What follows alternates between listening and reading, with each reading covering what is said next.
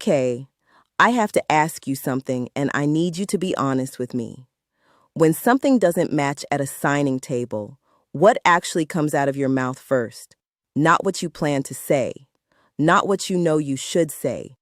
What actually comes out when you're caught off guard and the signer is looking at you waiting for a response?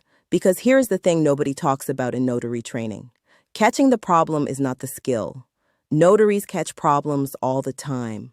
The skill is what happens in the next 5 seconds, the words you choose, the tone underneath them, whether the person across the table hears a professional addressing a detail or whether they feel like they just got accused of something.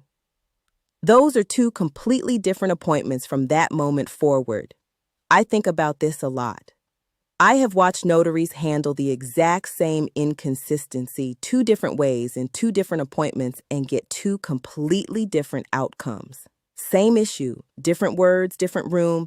And the thing is, most of us were never taught this part. We learned documents, we learned IDs, we learned how to execute. Nobody sat us down and said, here is how you raise a concern without making someone defensive. Here is how you name the situation without naming the person.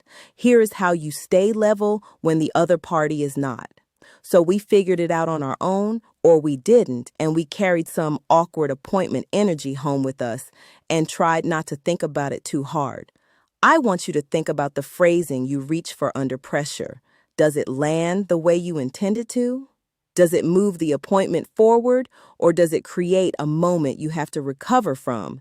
That is worth sitting with, because how you say something at a signing table is as much a part of your standard as anything else you do in that room.